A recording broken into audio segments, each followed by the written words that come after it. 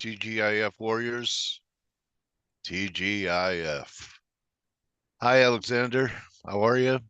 Saloom, you're welcome. Patrick, how are you? Bran, okay, enjoy your breakfast. AJ, how's it going? Team, how are you? Watch it, Dale. Hey, Ryan. So let me ask you guys, we had a nice little sell-off in indexes with no follow-through today. Was it the 30-year or was it Powell that created that decline? Oh, shut the fucking door, Dale. It's got to be Powell. Okay, so he first he killed the Bears. I don't know if he's going to be able to kill the Bulls, but anyway, I tell you That, what, I you have think to it? say that was pretty freaking funny. What? When he said, "Just shut the fucking door," he didn't know Oh, the mic was live. I yeah. about rolled out of my chair. It wasn't as good, and I had to say this. I said this yesterday. It was not as good as Draghi's. Like Oh, Come on. that was the best. Like there's nothing what? that's ever gonna beat What? that. When he took cover on the popcorn swirl? Well, yeah, because the activist, Oh she yeah. was acting as a news reporter, and she got in there as like media, and she like got up there and threw confetti. I Oh, it was confetti. think it was confetti or something. That Oh, would give anyone I watched that post-traumatic. live. That was the funniest thing. Oh He my has, god. he has post-traumatic stress from that. So on Veterans Day, let's think of Draghi Great for too. All right. Draghi. That's right. All right. All right. Anyway, we're all a little, by Friday. So the Euro's the stiffest one of the bunch. I was looking at weeklies and considering what happened last week, uh, a lot of different markets have given it all back. Pops, So Pops, what's that? Pops, fear of being stuck in the euro. Okay. That's Say what the we are pound's trading. pound's giving it back. Euro's been the stiffest. Aussie's giving it back. Yen's gotten it back. I mean, look, you had a nice reversal week. We're on the verge of new highs. Dollar not as strong, had a more negative reversal week, but got half of it back. Silver got all Hello, of it guys. back, and then some. Hi, Grega. Hey.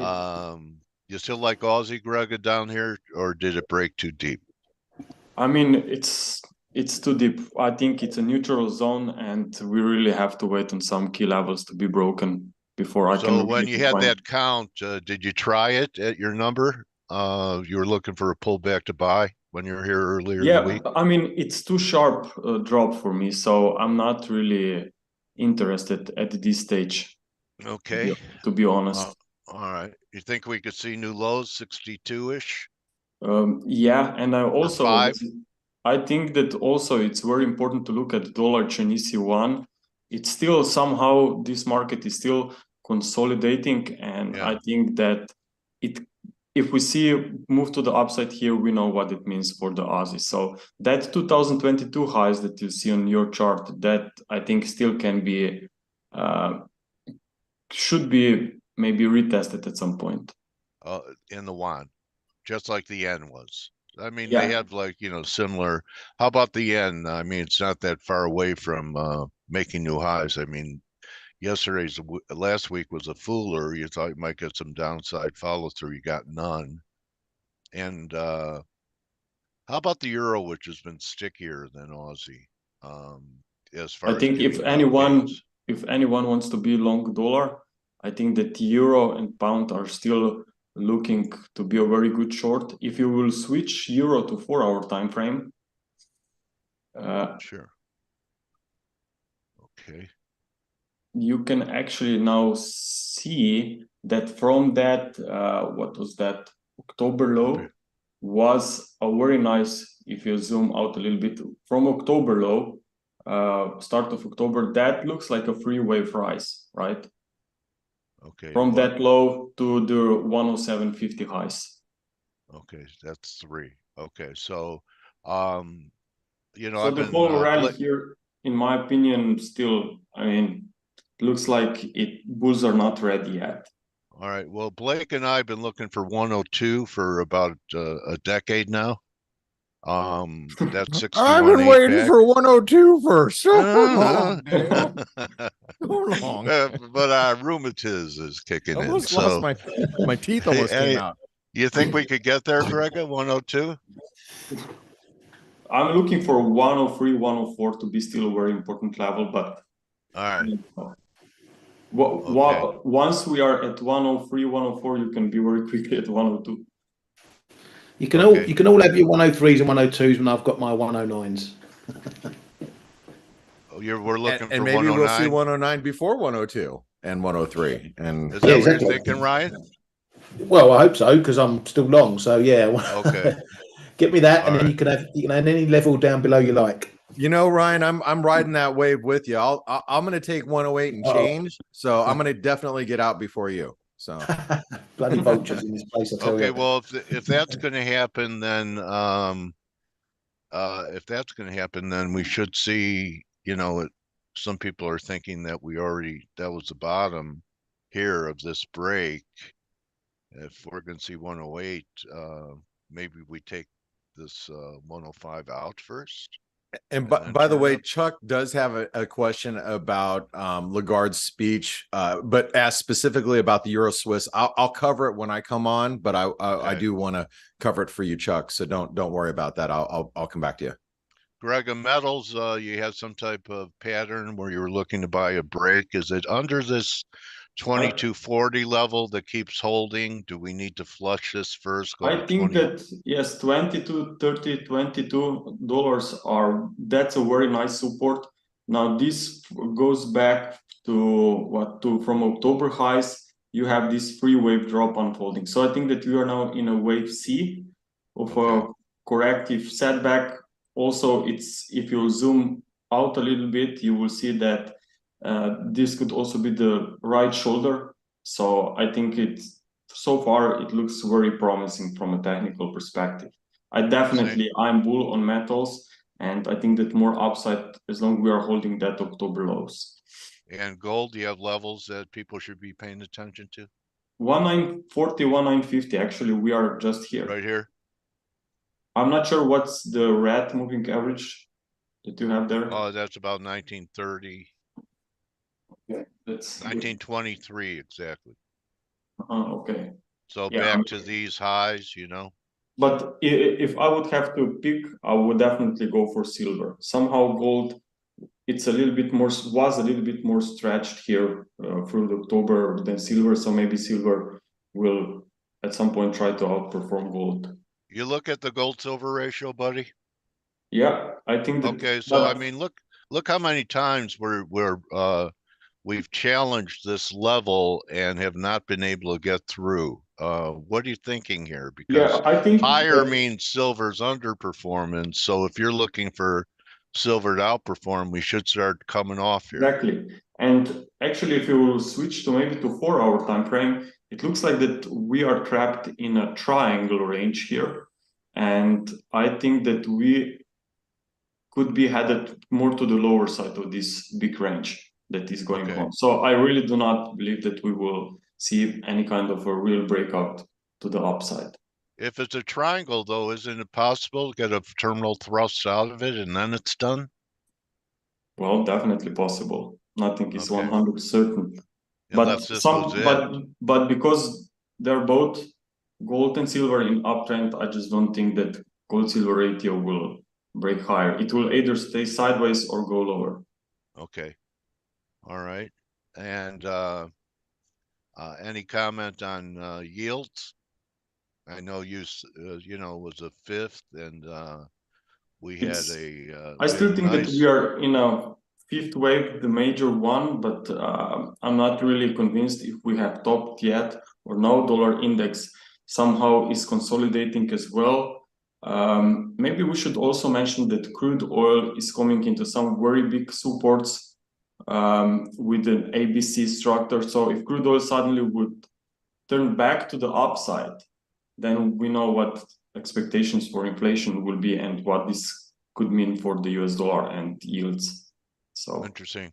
I know that Blake brought up Norway, and I just noticed on Norway, if I could find it, the weekly looks pretty interesting on Norway. Yeah, and the inflation came in hot last night.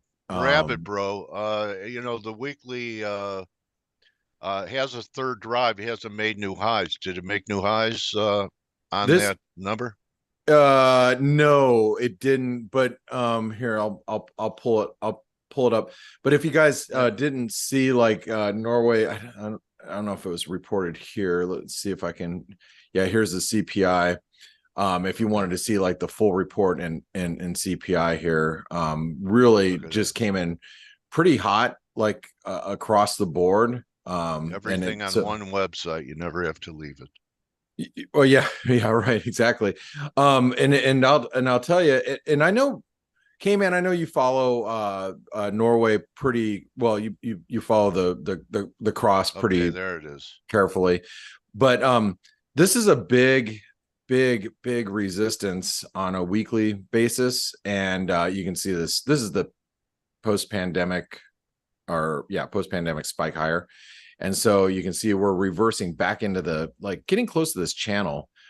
We start breaking below like 11, and you know, you can probably see a lot of the air come out, but it has a lot to do with risk appetite too. I've been really surprised that the US dollar Norwegian krona has been as weak as it's been as strong. The pair has been as strong as it is. The Norwegian krona has been as weak as it is, with the move that we've seen higher in crude oil over the last several months. So if you let me just match it up here really quick, and let me throw on some WTI just so you guys can see it. I'll just use this. It'll be fine. You can see this is really, you see the rally in crude over, you know, this is from June, you know, all the way till September, before, you know, crude rolled over there. But you can see that whole rise in crude. You would have expected the Norwegian krona to move lower, because there's a pretty strong correlation because of Norway's exports.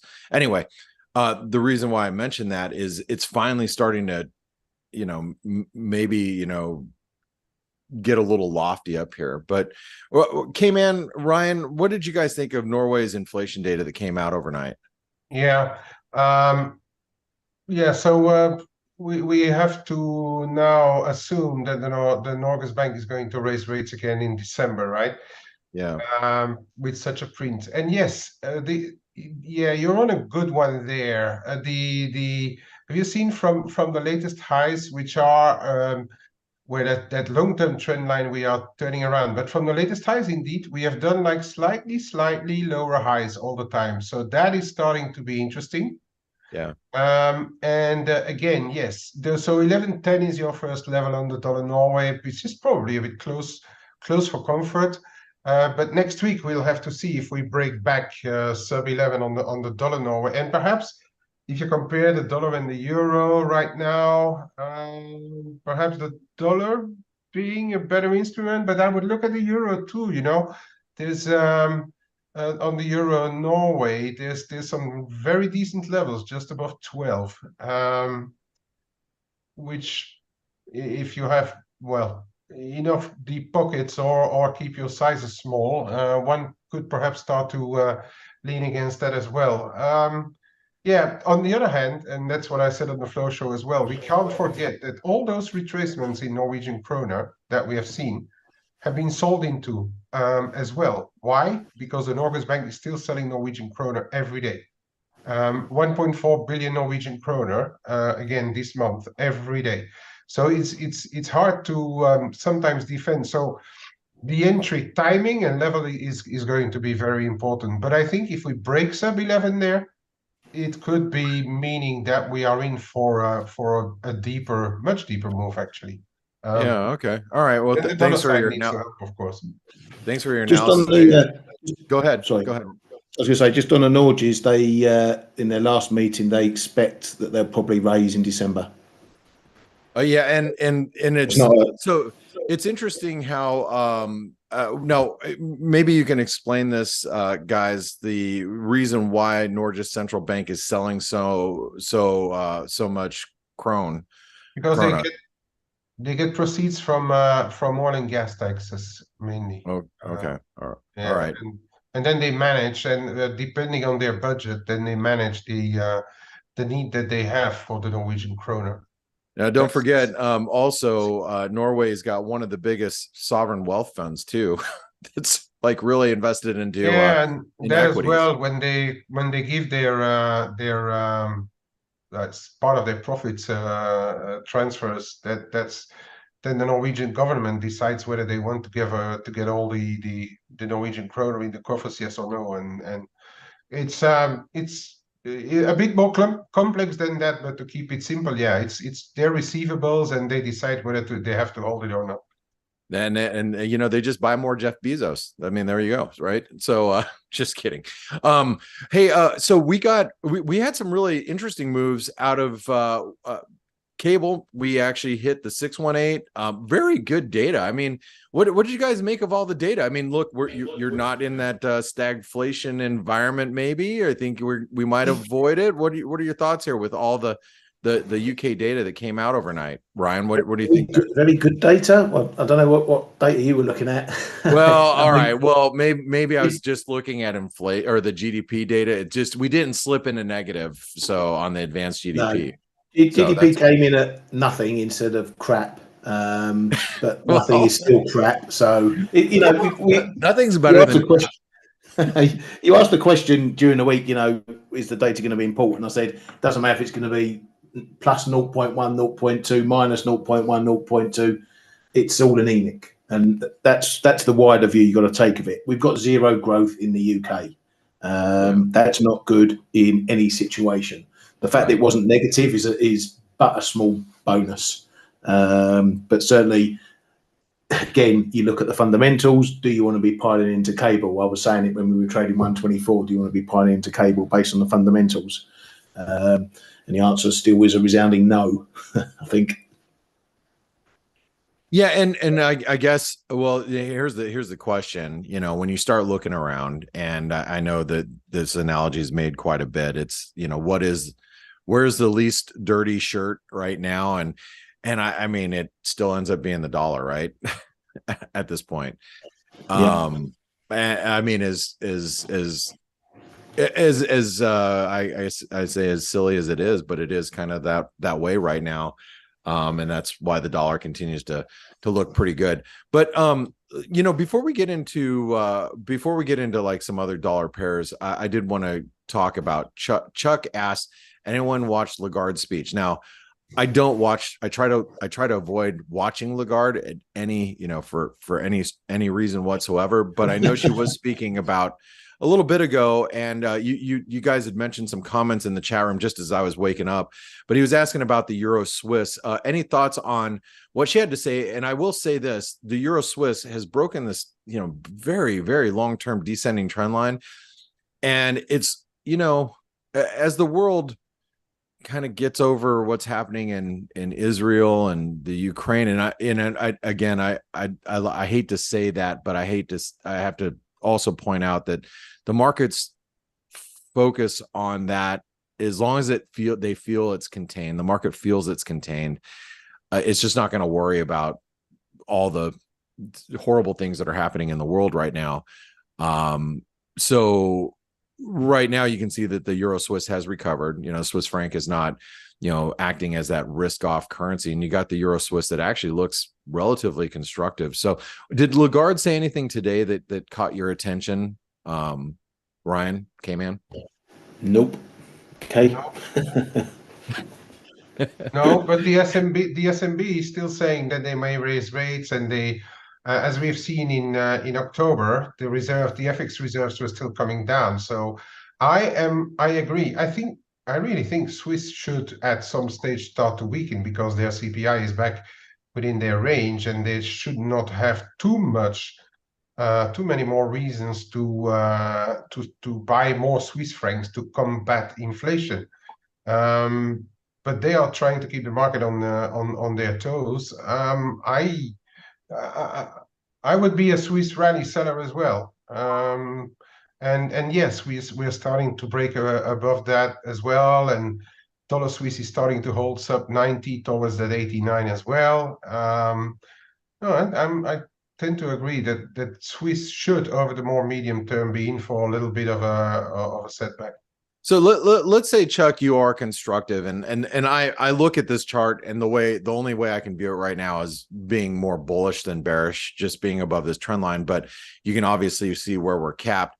Let's say you wanted to be long where we're currently at. I wouldn't risk below the 50 DMA. I think if you get below there, it'd be a failed breakout. You're probably going to be revisiting these lows somewhere down here. But if you start with a small position, then you can get above, this breakout point and the 200 DMA, then you can always add. So like, if you're starting with a small position here and then adding more aggressively on a move higher, that's kind of the way I would view it if you're going to play it on the long side. So anyway, just thanks, guys. Food for thought for you, Chuck, and I hope that helps your thought process out with the comments from the team. Dale, we're going into weekend, and you've got Bitcoin breaking out. You've got the S&P holding pretty good at the we had written the bias chart yesterday, support in the S&P being at 4350. We very, very briefly broke below it, maybe just by a few points, but you can see we're basically holding. I mean, how do you feel about risk going into the weekend, Dale? I thought we'd see more follow through, but yesterday's short, looking for Powell to walk back what he said the week and you called it. He did really, try to. How was that 30-year auction? So did the 30-year? It was what? Lousy. Yep. Biggest So tail of that we could imagine. Yeah, and the big tail is not what auctioneers want to. Bond people want to see. So all right, well, I still think we're headed back towards your black trend line or so, between 280 is going to be real important. So you think we're heading back down here before here? Okay. What do you guys think about the price action yesterday? I mean, obviously the bond market got just absolutely smacked after that 30-year, and you can see, right after that auction, let's see, 4 hour, right here yesterday, whoop, we slept. But you can see it's very strongly, it almost looks very strongly correlated to the S&P. You could almost argue, 10-year, same thing, came under pressure yesterday. But we're, bouncing back a little bit this morning. How do you guys feel about where we currently sit with stocks? What do you think, Ryan? I think we're middle of the road at the moment. We know the main numbers, 44, 42. That's the big wider level in between. It really looks like, again, we're just playing the big figures at the moment, doesn't it? You're going to see what the reaction is down around 43. That's a level in itself, and it's up to you where you want to stick your oar in.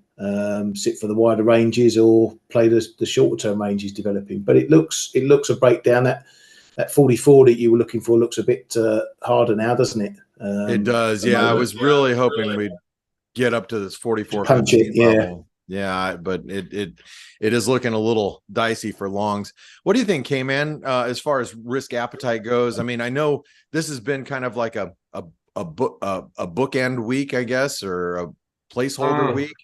So what do you think? Next week we have a lot of bills issuances, and there's been a kind of, well, it's not alarming yet, but the reserve repo pot is coming down below $1 trillion for the first time in long, and the market is again on its toes for next week bills issuances as well. But I think risk is going to depend on that. I'm not sure that today we are going to make a lot of headway, but I like this on the S&P. I am monitoring this 43 2050-ish kind of zone, which to me could be end up being a little bit pivotal.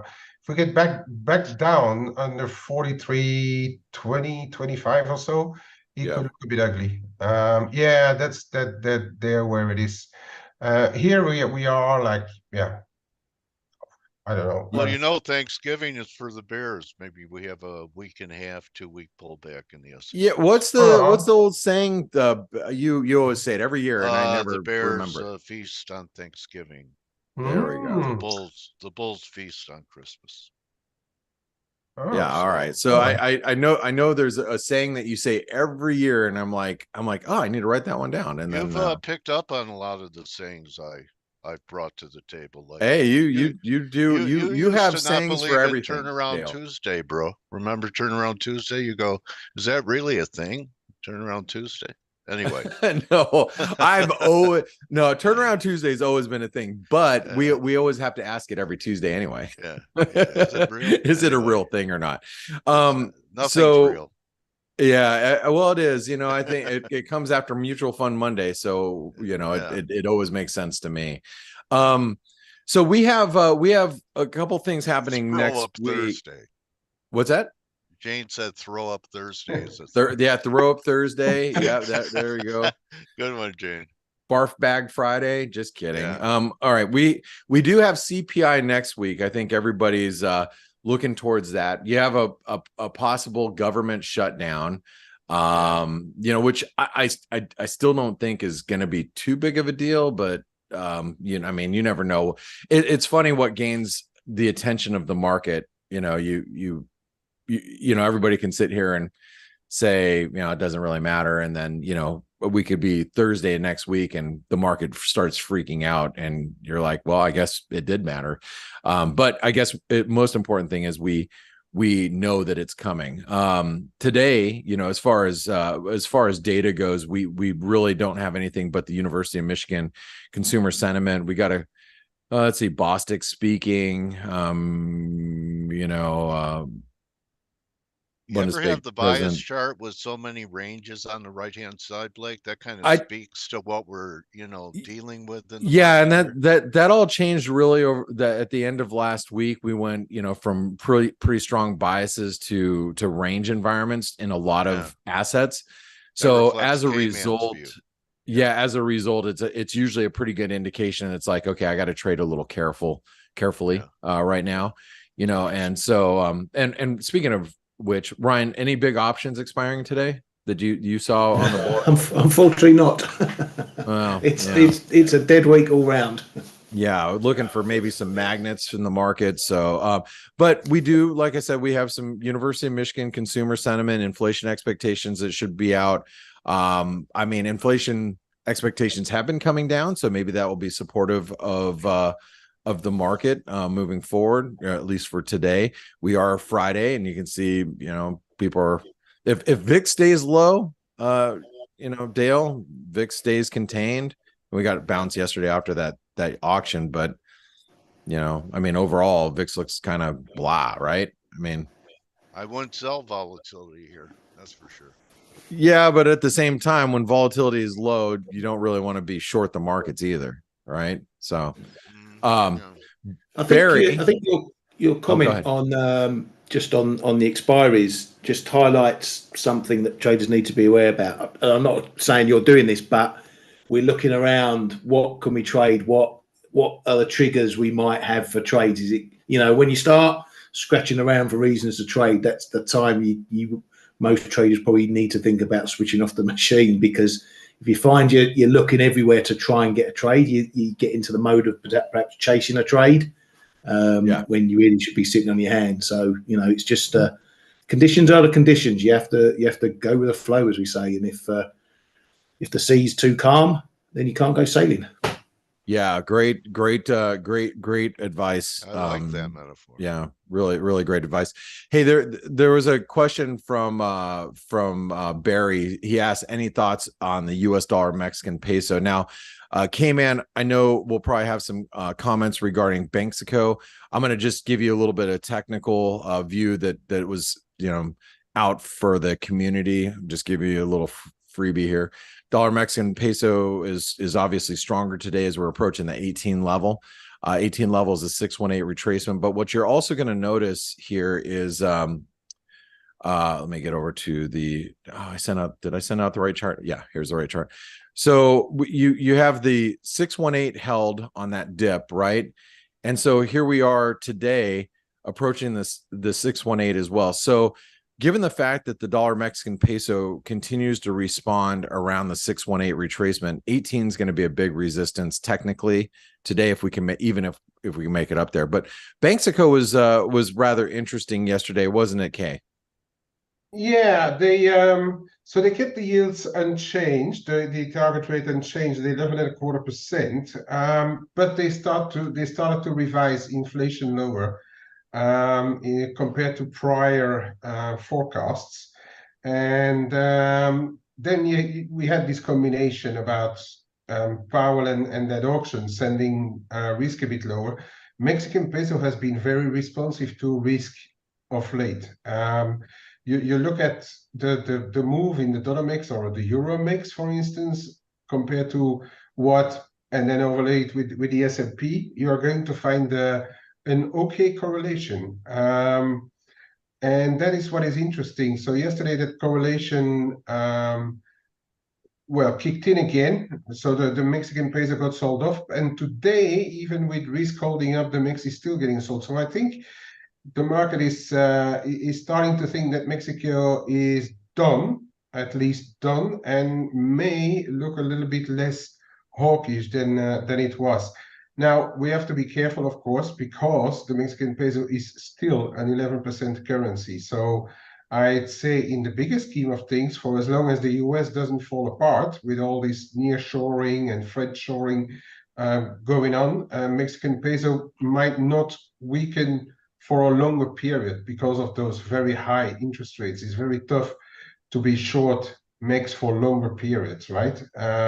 So that may still help it. But I do think there's a little bit of a risk that we see a couple of more weaker sessions still for the Mexican peso. Okay, and playing like for me, I was like really hoping we'd make it to 18 today. If we do, I might take a short up there if we can reach it.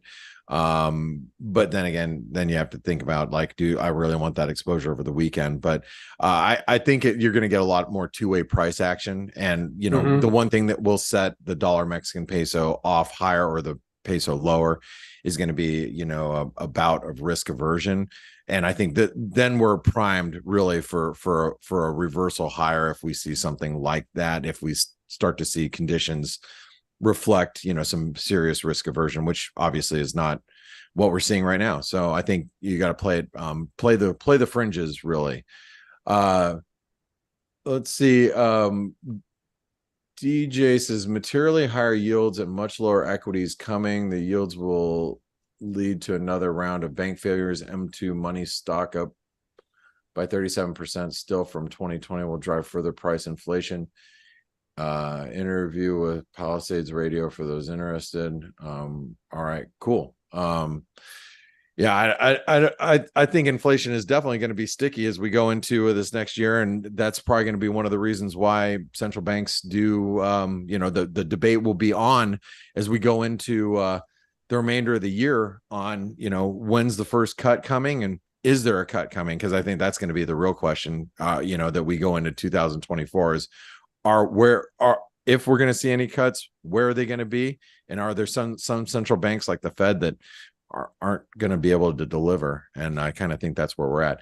All right, guys, we're going to wrap things up for the week. It is Friday, and like I said, it's kind of been a bookend week, I guess, a week that we just kind of are in a range. But what are your final thoughts going into the week, Ryan? Stay safe, have a good weekend, and watch out for, just in case we do get another risk bout that we've seen the last few weekends. It wasn't as pronounced last Friday, with all the Middle East stuff, but you never know. We still might get a bit of that into the close, that sort of thing. How about you, Kay? Any thoughts here? Not really. I mean, watch a few levels on this cable and perhaps the Kiwi as well, the dollar cat. We are on a bit of resistance dollar-wise,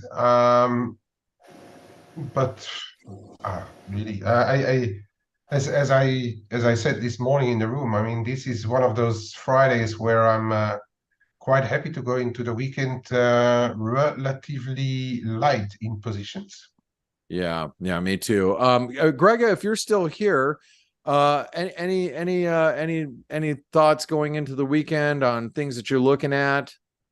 Actually, I think that now stocks will see a little bit of a pullback, and I think that next week we can see more upside on the S&P 500. I also like DAX, how it's moving so far. Do you like the do you like the DAX short? I mean, No. I think it's at really critical resistance here, and I think it's a short. So I think that's a perfect area for this pullback to unfold. But since the rise was in 5 waves from that latest lows, I just think that exactly yes. Wasn't also the decline in 5 waves before Excuse we me? rallied? The decline in DAX also 5 waves down before the recovery for wave 1 down. Yeah, there was your fifth That wave right was there, wave 5 of C, of a higher degree correction. So for now, I just think that we are going to stay in this recovery at least until we form these ABC waves. So yes, I'm expecting this kind of a pullback right now. Maybe it will come from your trend line. Got it. Yeah, it's a lot of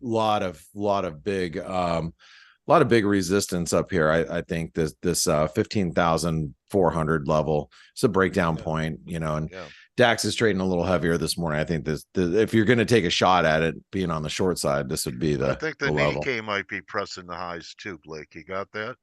Let me pull it up really quick. Yeah, I mean, shoot, this is and I think we talked about this. You called it a flag for a long time. Yeah, you know what? I remember it was with on the Pepperstone show, the trade-off with Chris Weston. Somebody asked, you know, if we're going to get a Santa Claus rally, and you know, where would you see it? And I would think in the Nikkei. I mean, the Nikkei looks the best out of all the markets, right? I mean, it still does. It still does. Yeah. I mean, the dips have been contained. It has not been able to break down. And look, we might finally get back to levels we haven't seen since 1985. Then the yen's going, US dollar yen's going to break through that double top and go much higher. You know, I know all I have to say about the yen is damn. Just grinding higher. I have a yen to stop trading. I like sticking like I've lost a couple of pinky toes. I lost a pinky. You know, I continue to try to slice and dice this one like an idiot. Yeah. Brand sees the yen like a tar pit for the dinosaurs. Yeah, just don't lose your hair, Blake. Once that's gone, mate, it's gone. Yeah, no, I'm going to keep the hair. I saw a commercial. I forgot who the NFL star is, but you know, he doesn't have hair, and it's about that, to get an Apple phone. Dale, you're really light right now. I could barely hear you. Anyway, there we go. It ends up the guy, his reflection in the mirror says, because he's bald, hair is for suckers. I saw that. Do you see that? I saw that on it was a football commercial. Yeah. Hair is for suckers. Hey, you feel that way, right? Exactly. My sentiments, exactly. So just really quick, I want to leave you guys with something as far as what I'm looking for. You know, just Norway. Remember, lean into the data that we got. Norway's trading a little heavy here. Strong inflation data. K-Man, explained the reason why that the Norwegian central bank is selling krona every day, and one of the reasons why it's been grinding higher. But just watch some of these levels. We start getting below 11. It's going to be probably a little wobbly for the U.S. dollar Norwegian krona, and especially if we have risk appetite. Like you can see, NASDAQ 100 futures are at their highs, Dow futures are at their highs, S&P futures are at their highs. If that trend continues into the week end, it's gonna support a stronger krona and weaker dollar pretty much across the board. So keep your eye on that. And for those of you that are ex-Marines, I want to say happy birthday, Marines. For those of you that are listening out there, it's It's the Marine Corps birthday. I don't know. It's like 248 or 249. I have to go back and look, and I haven't checked this morning yet, but I know it's the Marine Corps birthday. I have my flag out front of my house as I wave this time of the year for a week. Yeah. So happy Nice. birthday, Marines. And then for those of you that have served in the military, no matter what country you lived in, for those of you that are veterans, happy Veterans Day. We celebrate that over the weekend. It'll be on Saturday. So thank you It used for to be all during for the your week. service. They changed it. I know it used to be during the week. Yeah, well, it's observed, I guess today for kids at school, at least in our area, and some people are observing it Monday, but I think it just, Yeah, it used to be Yeah. a holiday. yeah. Anyway, so everything's changing. I feel I'm in future shock. You know what? I want to. You know, the Pac-12 won't be there anymore. I don't know what world we're in. So We got AI, we got the Pac-2. Is it Pac-2 Yeah. or Pac-3? I don't know what it is. I don't know, but I want to thank you, Blake and Ryan and K-Man, for real good actionable ideas, and more importantly, when there was nothing to do, to make that point too, so people didn't get chopped up this week. So great job. Thanks, Exactly. Dale. And to you as well, mate. All right, so that's going to be a wrap, everyone. You Have a great appreciate what weekend. we're doing. You know what to do. And don't just count your pips, count your blessings. The dream team will be back next week to lay it on the court again. So see you guys. Have a good weekend, buddy.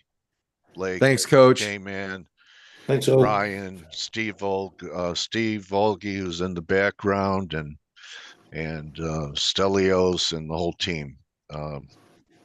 Good work.